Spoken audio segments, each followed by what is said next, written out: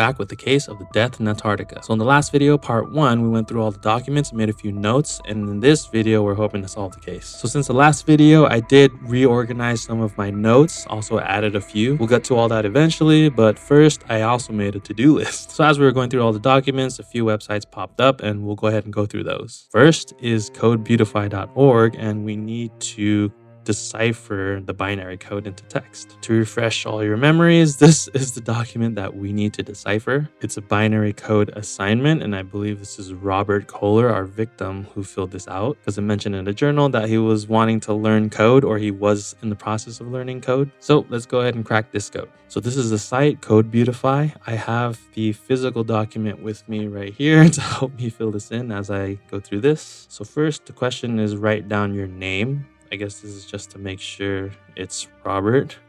We have the R, O. All right, Robert. So it's definitely Robert Kohler. Task 2 is write down your month of birth in binary code. So my assumption is, because the third one is about a password, which I thought was ridiculous that you would write your password in a homework assignment. But we might need the birth month as well to get through some security questions. We'll see. So let's just see what this month is. 06, so June. And now the most important one, the password. Jagger62. Wonder if there's a hidden meaning behind that too. But for now, I'm just gonna write it down. I wonder if it needs to be in all caps. So I'm guessing once we go to the Poll Explorer website, there's probably going to be a login or something. So we have Robert, month 06, and password Jagger62. So next on the list, we do have the Poll Explorer website, but I kind of wanted to go to the Instagram one first, which, to refresh your memory as well, was right here. And it says right here, the photo was taken by Stefan Kraus. And Stefan Kraus is our cook. So let's go to his Instagram. Before we go to the Instagram, it also noted in the newspaper that someone wrote alibi. And this is Battle of the Chefs. So I'm just going to keep this in mind as I go to his Instagram. Here is his Instagram, and sure enough, I see a picture with Battle of the Chefs in the background. So it says, when it's almost 40 degrees outside, there's nothing better than a homemade ice cream. And now it's time to watch my favorite show, Battle of the Chefs Season 1. Harari. Okay, that's definitely him. He has his ice cream. The date is September 4th, 2018. When did this happen? I believe it was on the 5th. Yeah, so it happened on the 5th. So if this is the 4th, I'm not sure if this really clears him because it's the day before. Is there any other photos? This one is October 15th. And the one before that is August 26th. So this is the only picture taken around the time. So we have our screenshot here. I am going to take a note that it says September 4th. And according to the newspaper, it would have shown at 9:05. This looks like it's the beginning of the episode. There's no time on the Instagram post, but I'm going to put 21:05. So again, this is on September 4th. I don't really know if it clears him unless it implies that he watches the show every day since it is his favorite show.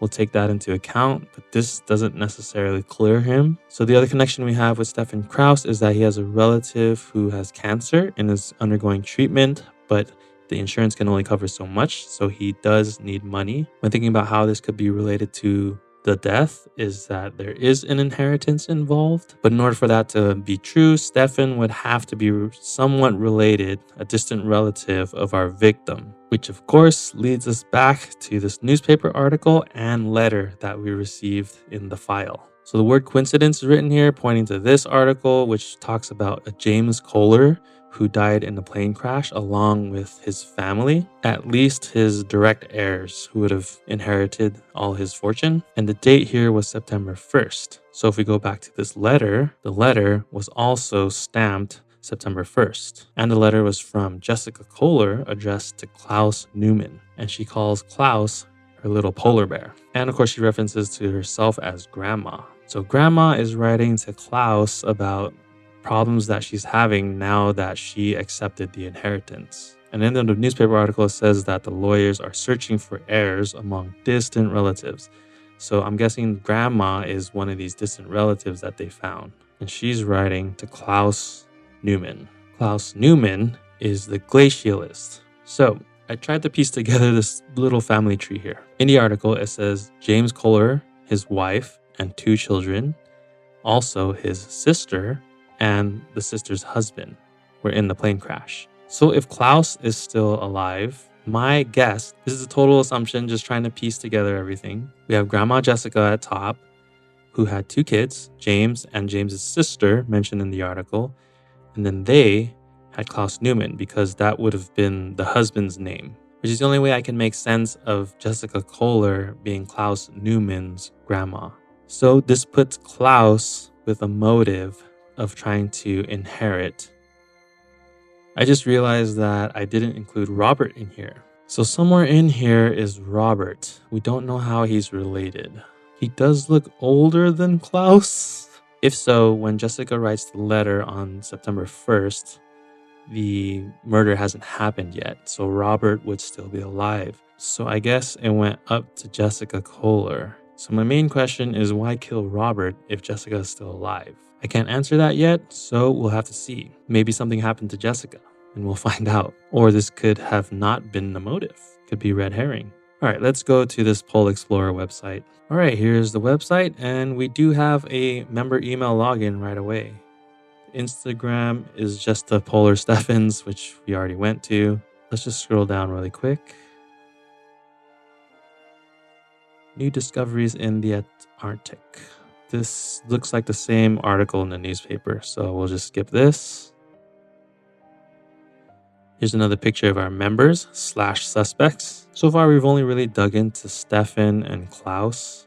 We haven't really got into too much detail about the others, except there was some sort of love triangle and these 2 are involved, or these 2 are married and she's involved with someone else, which is what we're hoping to find out. So that, of course, is from this document with these text messages. This is Maria who's texting to this unknown number. And this is what we're trying to find out. My guess is that the website will tell us. So I have the physical document with me right here so that I can check it once we log in. Before that, let's continue scrolling. And we have contact us. We might have to do this. Let's see. Let's try this login first. Warning. You are using an official Pole Explorer system, which may only be used for authorized purposes. Unauthorized access or use of the system may result in administrative, civil, or criminal action, as well as lead to fines or other penalties. Please enter the email address and password to access the email. Oh, we need an email address. Did we see an email address somewhere? We need Robert's email address. We have his journal, which does not have an email address. There is an email address, but it's contact@poleexplorer.org. I'm not sure that's it. Maybe we do have to do the contact for Robert Kohler. I'm not sure. This document had the same website and contact email as well. Is his email address here? I don't think it would be on the autopsy report.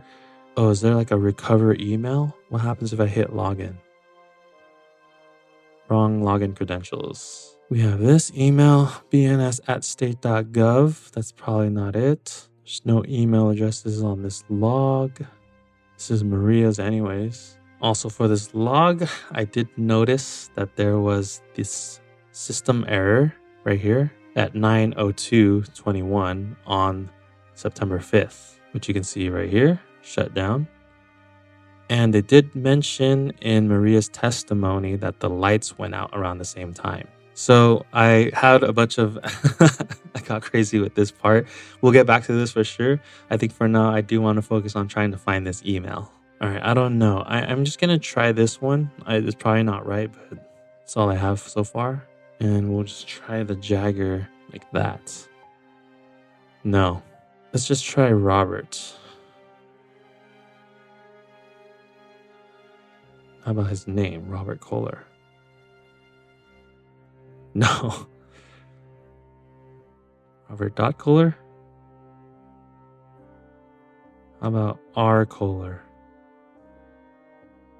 Did I spell the rest right? It's at Pole-Explorer, right? At Pole-Explorer. Okay, let's just try Kohler. Did I do that already? Yeah, okay. How about Robert K? Okay. Did I miss something here?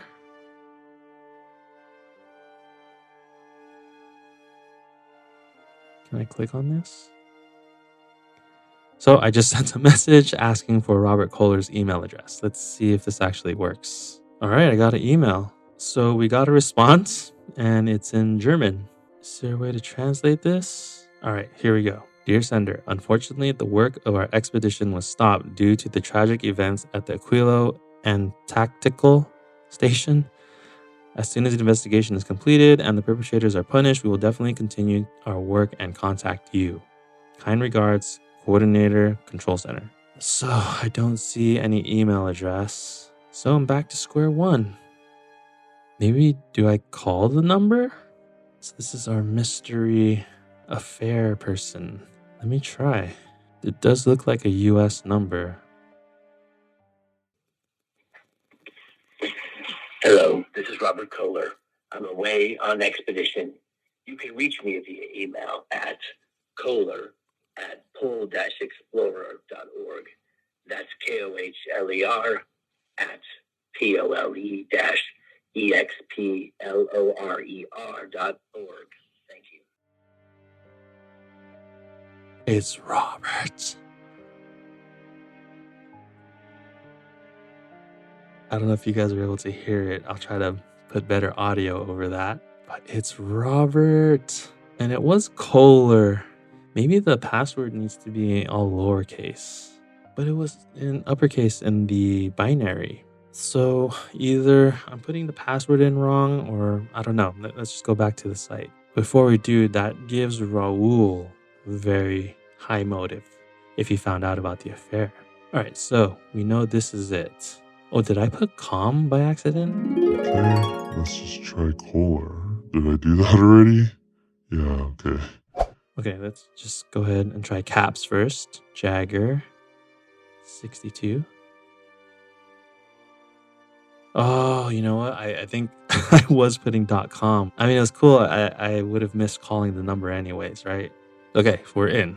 So here's the inbox. Your request for inheritance research. And it's a link. Should I click it now? What does this do? Oh, it just minimizes that. Dear Mr. Kohler, thank you for contacting me. According to your request, we will start the research on the inheritance issue and we'll get back to you as soon as we have results. Oh, this must be the problems that the grandma was having because grandma's trying to keep it and maybe Robert was trying to take it. So this is on the September 3rd and this is September 4th. Another incomplete delivery. Robert, oh, this is September 3rd. Robert, it happened again, but this time after the control while the things were sorted and put away. This time, the Andoran disappeared together with the morphine. I don't know why he needs Andoran. Maybe it happened by accident. Why, who needs Andoran? Well, this is going to make his future very difficult. Not only will I fire him, I'll report him to the police. Him, they're probably referring to Martin Moore, who they already suspected for losing the first delivery. I'm guessing this is the second delivery where they lost Andoran and morphine. All right, August 27th, delivery number 2. Dear Mr. Kohler, the requested delivery is being prepared. The expected delivery date is September 2. Yep, so that was the second delivery. Maybe I should go from the beginning, huh? Congrats on your first day at the South Pole, June 17th. We hope you're finding the station well prepared. Good luck with research. Contact us for delivery of the equipment agreed for this expedition. All right, delivery 1. It's set for August 1st and then incomplete. The last shipment was missing a pack of morphine and the syringe. No idea how this could happen. I checked it several times and things are not there. And Robert says, honey. Honey. Wow. Very bold. In a company email. Don't get excited. We'll find out who's responsible and we'll kick him out with all subsequent consequences. We don't need an attic here. Kisses. Oh my gosh. All right. This is not a private email server. Are you crazy? Sending me this in an official email? Stop it. All right, don't get upset. No one can read it anyway. I've been watching everyone during the last few days and I'm pretty sure it was Martin. Darn addict. I didn't want him to join the expedition at all. I'll keep an eye on him. You can't imagine how excited I am about working with Thomas in his lab tomorrow. Today he let me in for the first time. Maybe soon you'll see my name at the Breakthrough Prize in Life Sciences website. Why is this in parentheses? Am I supposed to search for this? And then Robert, again, you won't believe this. This scoundrel manipulates the results of his experiments. We had a serious dispute and I told him that I was not going to stop there. And I'll give my findings to the organization that is providing the grant. You are the only person who can calm me down. I need to see you. Enough. Stop texting me here. Okay, so this is another angle, another motive is that he was trying to out the biologist, Thomas Schneider. All right, so that is the inbox. What happens if I hit sent? Ooh, okay. Read delivery number 2, September 3rd. Dear Mr. Spencer, thank you for the delivery. It arrived successfully on September 2nd at 21:05. Please find attached the signed delivery documents. Okay, so we have a bunch of ingredients. Not sure what's really sticking out. Is there a second page? Okay. Chewing gum. That was in our evidence.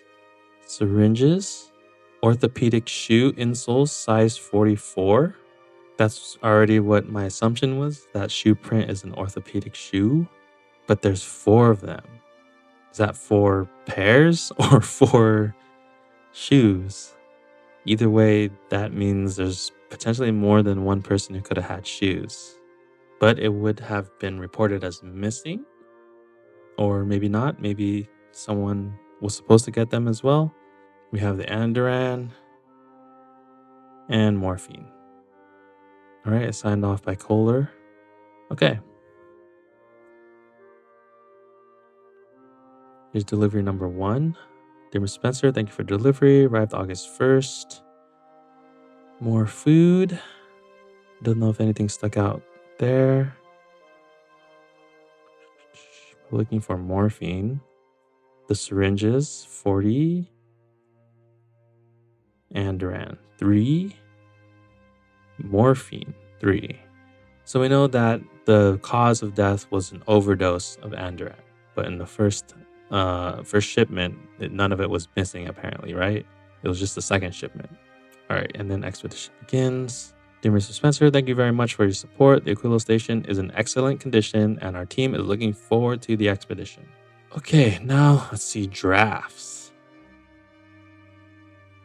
None. How about deleted? Security update.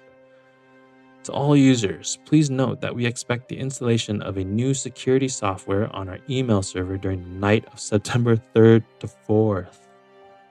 This will reset your password, which will then temporarily be Pol1 Explorer or Pol Explorer with ones. As soon as you log in for the first time after the update, you can change it again. So I guess we can try to go into anyone's email with this password. Let's copy this for now. All right, so we have our temporary password and maybe we should start just going down the line. Let's start with Raul. The reason why I want to start with him is because he's involved in this love affair.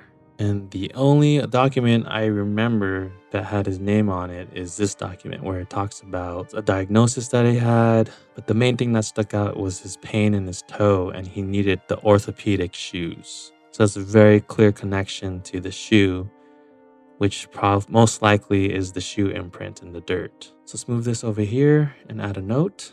So we know for sure he had orthopedic shoes. And this is August 24th, which is pretty close to the day of the incident. He has a very clear motive, which would be revenge if he found out about the affair. So to go back to this question, we did see in Robert's email that he was inquiring about the inheritance. It could be that the issues Grandma was running into is that Robert was trying to get his hands on the inheritance. And that, of course, would give Klaus a motive. So he's sending this on the 3rd, right? This is after Grandma already reached out to Klaus saying, hey, we have a problem here. Your boy Robert's trying to grab my money. That is another motive. Does answer my question. Okay, let's try out this temporary password on some people here. Again, I wanted to try Raul. So let's try Toledo. So we have Toledo and we'll just paste the password. Nope, didn't work. All right, let's try who's next. Maria is Prado. Nope. Stefan Kraus. Nope. Thomas Schneider, the biologist who he was trying to rat out.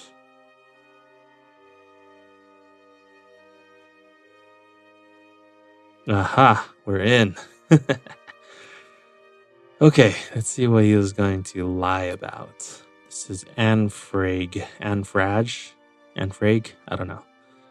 Dear Mr. Schneider, we would like to publish an article. Oh wait, sorry, before I get further into this, maybe I should go from the earlier ones and then go up. So he did receive this email for the support. Let me make sure the dates are correct and the times. Oh, actually, the earlier ones are on the top. Oh, because this is the same thread. So yeah, I do need to read top to bottom. Dear Mr. Schneider, we would like to publish an article about all candidates for the annual grant in the next issue of our monthly magazine. In this context, we would like to ask you for a photo of your workplace we would like to print.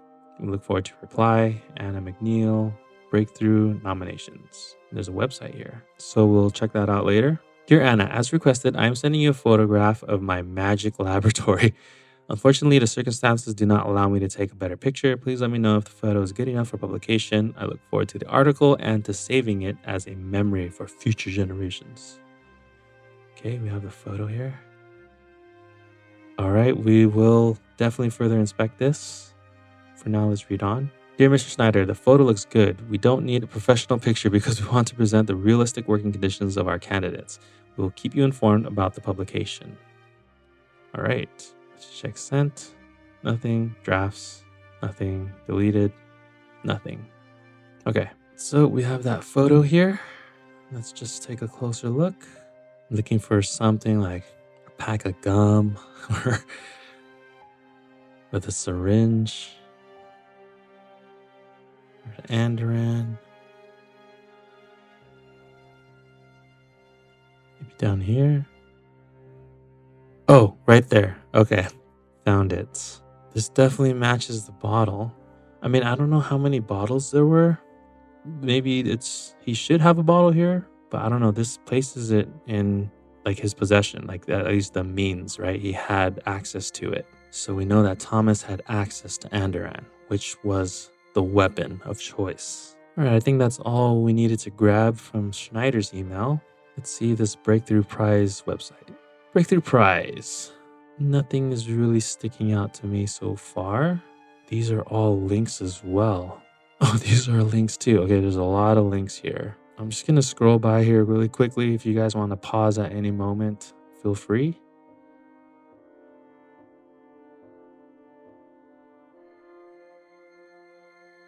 Oh my gosh, there's videos too. Let me try one. Oh, it's a YouTube link. Okay, so I don't think I can actually show this. Is Morgan Freeman. It's an actual, I think this is a real website. Yeah, this is probably a real website. Okay, yeah, there's way too much information here for it to be part of the game.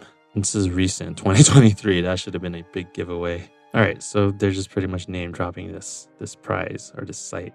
The main thing we wanted is this photo. All right, let's move on. Let's see if anyone else didn't change their password. Next, I see Chris Johnson. So Johnson, he's the electrician. Nope. Klaus Newman, a glacialist. Grandson. Nope. And Martin Moore, our suspect, or the person we're trying to clear, actually. Okay, I think it was just to get that photo then.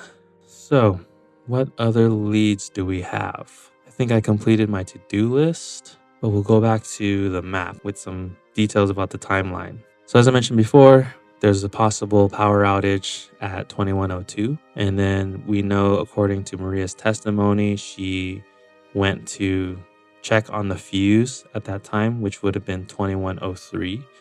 And then at 2105, somebody comes and sticks some gum on the surveillance camera. This is where I'm getting most of that testimony, is from Maria's witness statement. So then we can track the movements of Maria. So lights go out. She goes out this way. We see her in this footage right here at 2103.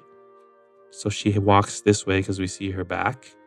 which means she most likely goes from here and then goes into this room where the electrical cabinet is. Then, according to the logs, we know at 2102 is when the power went out. And we know that this electrical machine was manually fiddled with because there was a paperclip in there, right? So someone had to have been here around 2102 when the power shut out. If Maria is walking this way at 2103, there's no way this person could have came here without Maria bumping into them. At least that's what I think within this short time frame. So that means this person would have had to come this way and then right here to the camera. And this, of course, is the treatment room where Robert was and where the person committed his crime. So I don't know what leads this kind of gives us other than we know Maria's in the clear, and I think she gives a witness statement because she's not a suspect. The other person who gave a witness statement is Thomas, though, and he says he was in the shower. But the only corroboration we have is that Maria saw his clothes. So Maria went to the fuse, wasn't able to solve the problem to fix the lights, then went to the washroom and saw Thomas was probably taking a shower because his clothes were on the bench. So this is not a confirmation. She's not sure if he was actually in the shower. He could have staged it that way. And then the other little tidbit from Thomas is that he thinks Martin was sleeping because he says, or at least made the impression of sleeping. So why would he say that if is he trying to cast some suspicion onto Martin because he did it? He also says he heard Maria call for help and went to help. Does Maria call for help? Oh, here's another important piece. It says, I assume Raul was working in the tower. So I do need to check on whether that's true or not, because that would clear his name. So I went to the utility room myself. Nowhere in her statement does she say that she called for help. So on her way back to the treatment room, she met Klaus and went together to the storage room to get a flashlight. Oh, I forgot about this part. When she goes back to the treatment room, she returned to the treatment room after about 15 minutes and noticed a footprint in the soil of the flower pot. So I'm assuming if she goes back the same way, she meets Klaus. So Klaus is there, but where does she meet him? Okay, but before that, she goes to the washroom. So this isn't really the complete picture, because after she tries to turn it on, we know this is probably 2104, close to 2105, same time the person's over here. She goes to the washroom, which is right here. And then she wants to go back to the room. It wouldn't make sense from here to go all the way around. But she does mention going to the storage room also, which is number 9. So that's right here. So from the storage room, would she go down this way, back to the treatment room? Then the person could easily escape going this way. 14 is the research laboratory, and 12 is also the research lab. Research lab N1. If my suspect is the biologist, he could have been in here. Did that, went here, boom. I don't know. I don't know. I think I need to complete Maria's movements then, huh? Let me just make sure I get it clear. I do want to make this note before I forget that Thomas hears Maria call for help, but Maria never says she calls for help in her statement. How come we only have these 2 statements too? Maybe they're trying to throw us off with Thomas' statement to make it seem like he's innocent. These pieces are all scattered. Thomas has the Andoran. Raul has the boot. What's going on here? All right, back to tracking Maria.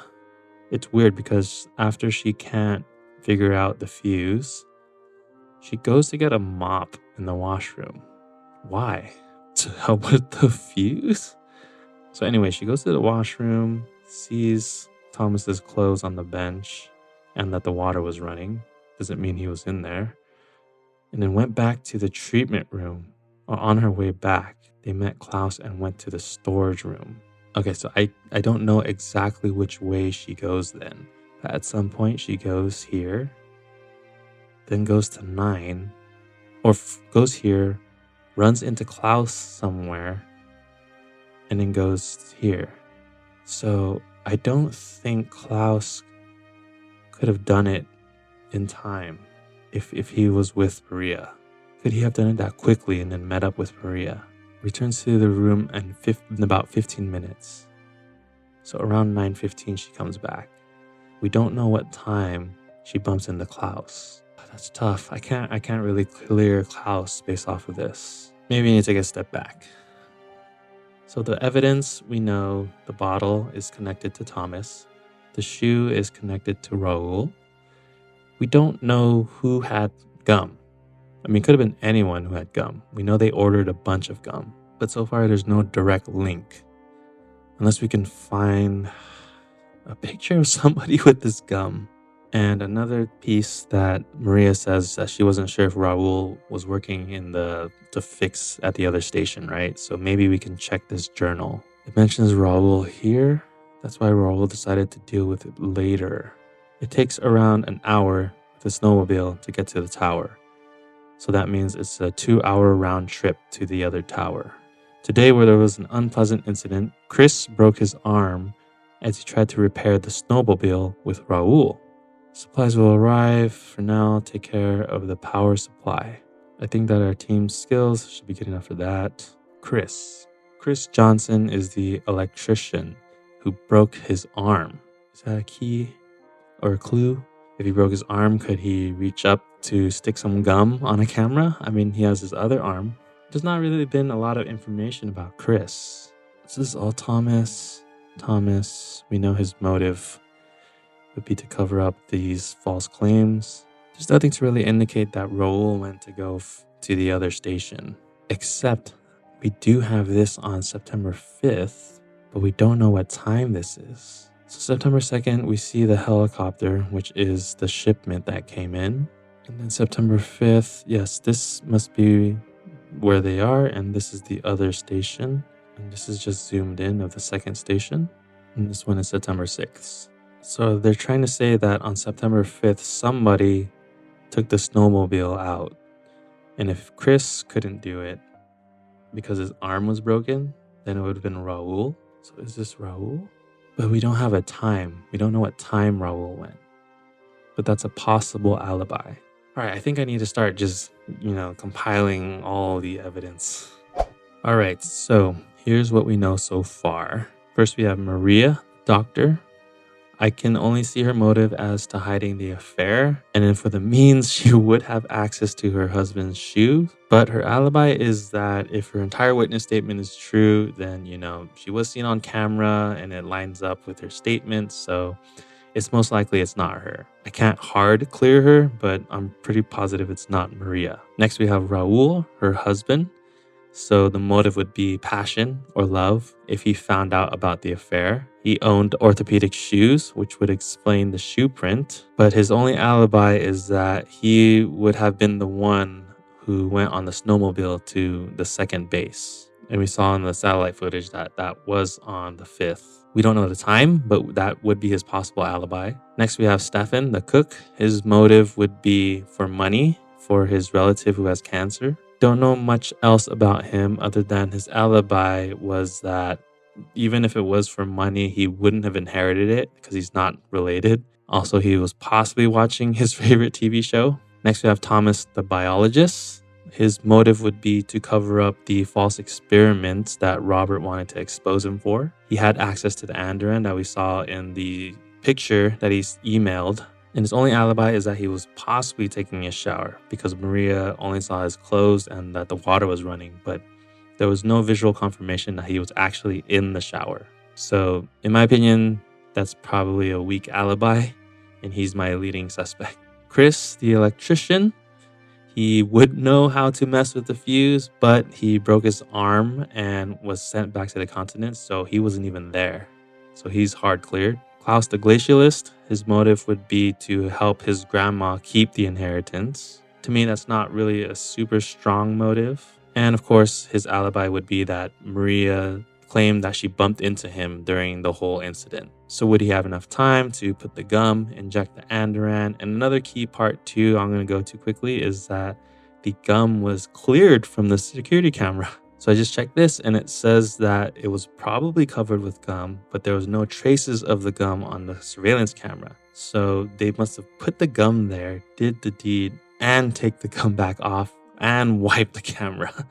So that's a lot of stuff to do. So if Maria did indeed bump into Klaus, that's pretty good to clear him. It's not a hard clear, but that is a good alibi. Lastly, we have Martin, who we're trying to clear. And we do know he lied about owning the syringe and stealing the morphine from the first delivery, but we found out pretty early on that he was allergic to the gum, so he couldn't have chewed it and put it on a security camera. So again, my leading suspect is Thomas, who did have a confrontation with Robert shortly before the second delivery. So on August 23rd, Robert argued with Thomas about all the false claims. And on September 2nd, we see the helicopter bringing the second shipment, which had Andoran, and Thomas could have stolen that. All right, so I think I've been playing this long enough. I don't know how much more I can dig into this. There's probably some details that I missed, but as of right now, Thomas is my main suspect, and he is the one I am going to accuse. So here's the site. Solution: be sure to evaluate motive, means, and opportunity for each suspect before filing for your arrest warrant. Who did it? All right, so we believe it is Thomas. Ready? Okay, so Thomas Schneider. Apparently, Thomas Schneider manipulates the results of his experiments. Robert informed him that he would report this to the organization breakthroughprize.org, where Thomas is applying for a grant.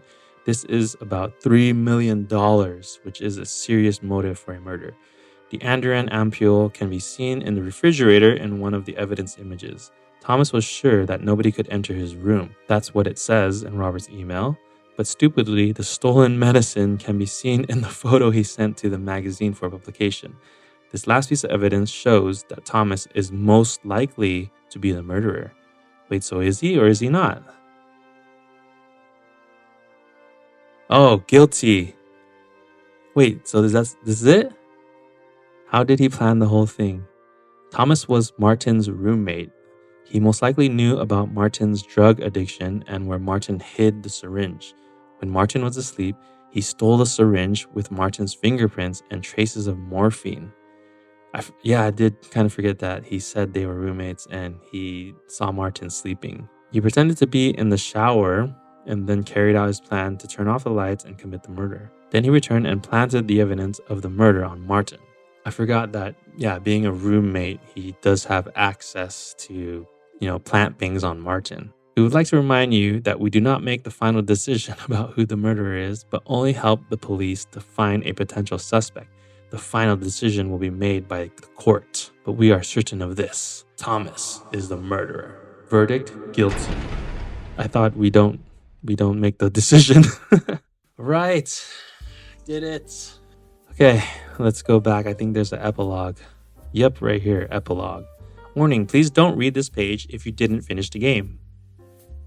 Congratulations, you have solved the case and found the real criminal. Justice has been served. Below, you can see all of the details of this case. The victim: Robert Kohler, 53 years old, head of the Polar Station, meteorologist, and American citizen. A lot of people didn't like him, and there was reasons for that. But who had a motive to kill him? The suspects: Maria, 36 years old, the doctor of the Polar Station, the only woman in the expedition from Chile, married to Raul, the station mechanic. She had a love affair with Robert but wanted to end it. Robert blackmailed her, which led to a big argument. She was the last person to see Robert alive. Raul, 40 years old, station mechanic, Maria's husband, Chilean citizen. It's possible that he knew about the affair. It wouldn't be surprising if, in a fit of jealousy, he killed the wife's lover. In addition, the size of Raul's foot. Yes, if it's the size of the footprint, the orthopedic shoe. Stefan Kraus, 37, cook, German citizen, had a problem with gambling. Oh, is that it? On some evenings, team members would gather around the big kitchen table and play poker. Oh, that's right. Many knew that Stefan had lost everything he earned during the expedition to Robert. He asked Robert to return the stake to him because his brother needed the money for an expensive medical treatment. Oh, so that was his brother. But Robert refused. Thomas Schneider, 41 years old, biologist, American citizen, participating in the expedition to gather various findings for his project. However, Robert discovered Thomas was manipulating facts in order for his theory to win the prize. Robert told Thomas he would not participate in the lies and would reveal the truth. Yes, that is the motive. Chris Johnson, electrician. He had an accident, so he had to leave. Yes, I knew he wasn't there anymore. Klaus Newman, glaciologist, German citizen. He was the only one with no quarrels or conflicts with the victim.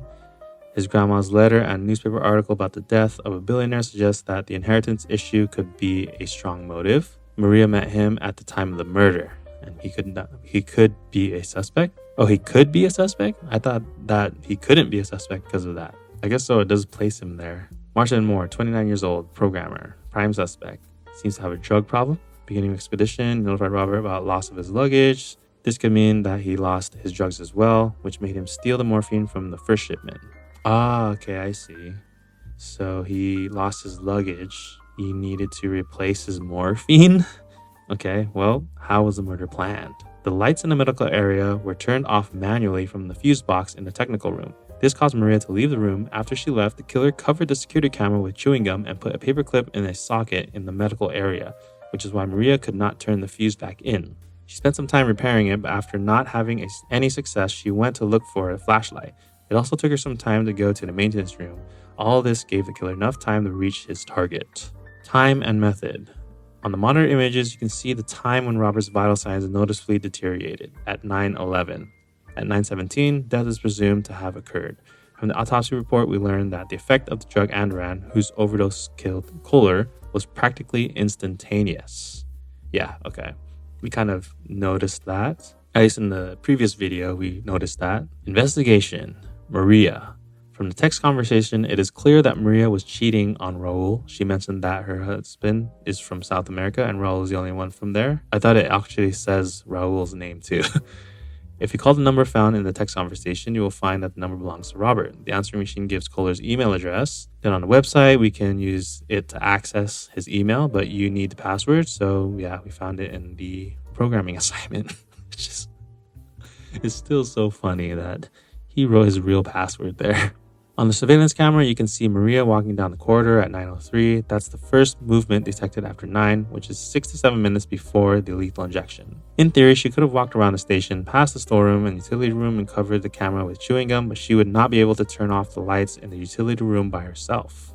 This is indicated by a technical malfunction on Maria's computer, which occurred at 21:01. This means that Maria's statement was correct and that she has an alibi. I did notice that the time of the power outage she would not have been able to do that. Raul. From Maria's interrogation, one can see that Raul was near the radio tower at the time of Robert's death.